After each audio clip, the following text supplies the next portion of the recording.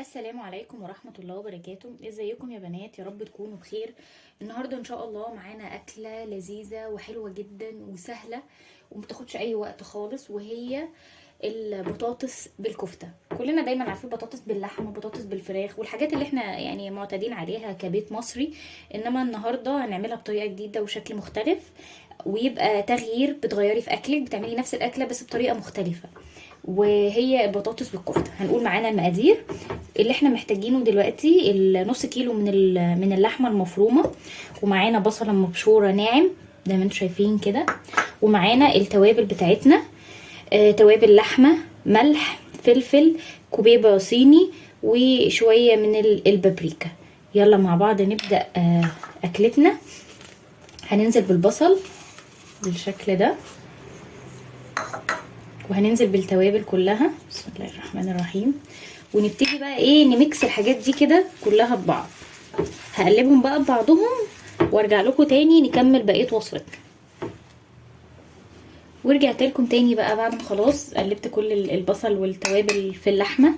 هنكمل بقى مع بعض بقيه مقاديرنا، وهي معايا 3 بطاطسات من 3 وحدات من البطاطس متقطعين زي ما انتم شايفين كده، تكون مش تخينه قوي ومش رفيعه قوي عشان ما تتهريش مني، تبقى بالحجم ده اللي هو كده، يعني حجمها وسط كده زي ما انتم شايفين كده اهو. ومعانا بصل برضو متقطع شرايح كده زي ما انتم شايفين اهو، ومعايا فلفل رومي برضو، ومعايا طماطم برضو نفس الشيء متقطعه شرايح. يلا مع بعض دلوقتي نبدا نرص بقى الصينيه بتاعتنا. بعملها ازاي؟ الاكله دي حلوه جدا وانا جربتها يعني كتير، يعني جربتها اكتر من مره. هناخد معانا كده يعني حته كده من اللحمه ونعملها بالشكل ده اهي كده.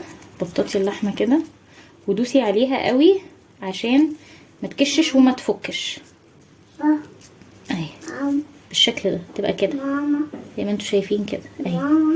ونحط كده ممكن بقى بطاطايه كمان، بصل، طماطم، تشكلي بقى ايه زي ما انت عايزه. نعمل كده وحاولي بقى توزني ايدك، تبقى يعني القطع كلها تبقى قد بعض، ما تبقاش قطع وكده اهي كده. نحط كده، ممكن نحط قبليها بطاطس كده، بصل، نحط هنا فلفل. انت بقى ايه شكليها بقى ايه زي ما انت عايزه كده. الفلفل انا ما بكترش فلفل لان احنا مش بنحبه قوي، فكده بالشكل ده.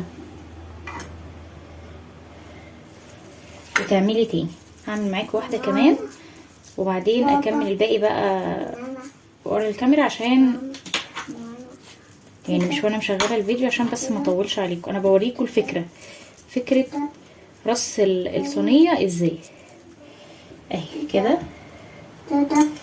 تعملي بس كده اهي بالشكل ده كده اهو زي ما انتم شايفين بقى كده. هنمشي بالطريقه دي لغايه ما نخلص الصينيه كلها. هخلص بقى الصينيه وارجع لكم تاني اوريكم الشكل النهائي ليه. ورجعت لكم تاني بعد ما خلاص خلصت الصينيه كلها وبقت بالشكل الجميل اللي انتوا شايفينه ده، وطعمها بيبقى زي شكلها كده بالظبط. شايفين شكلها حلو ازاي، والالوان الاخضر في الاحمر مع البطاطس شكلها حلو، وطعمها كمان بيبقى خطير. جربيها ومش هتندمي، هيطلبوها مني كل يوم في البيت. هنيجي بقى نعمل الصوص بتاع الصينيه دي اللي هنحطه فيها. معانا هنا يعني كوبايه كده او كوبايتين من ميه سخنه. هننزل عليهم بمعلقتين من الصلصه او 3 معالق كده من الصلصه بالشكل ده.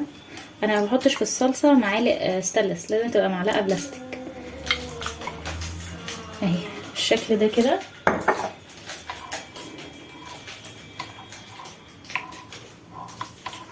وهندوب 3 معالق كده من الصلصه وهندوبهم كده زي ما انتم شايفين.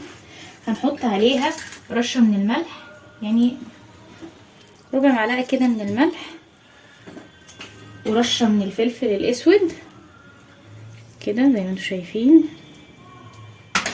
وبس مش محتاجين اكتر من كده. وهنقلبهم كويس عشان نتاكد بس ان الصلصه بتاعتنا كلها دابت، ما بقاش فيها تكتلات اهو بالشكل ده كده. وهنجيب بقى الصينيه بتاعتنا كده ونرش زي ما انتم شايفين كده.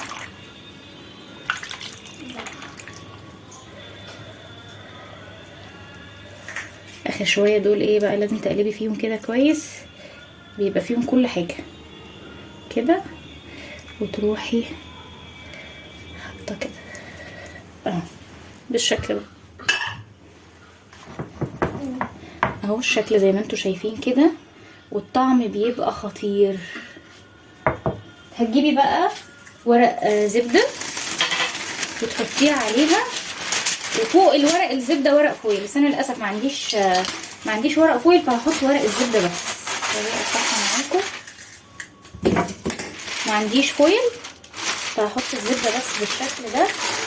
وهتدخليها الفرن، وهدخلها الفرن بقى على درجه حراره 180 لمده نص ساعه، وبعدين تفتحي عليها الشوايه بس شويه كده عشان تحمر، وهوريها لكم بقى بعد ما اخرجها. ورجعت لكم تاني بعد ما خلاص خرجتها من الفرن، بقت بالشكل اللي انتوا شايفينه ده. والريحه مش قادره اوصف لكم الريحه عامله ازاي، ريحتها تجنن، والطعم كمان بيبقى حلو قوي. اتمنى ان انتوا تجربوها وان شاء الله تعجبكم. ما تنسوش تقولوا لي رايكم في الكومنتات، وما تنسوش تعملوا لايك للفيديو ده وسبسكرايب للقناه. باي باي.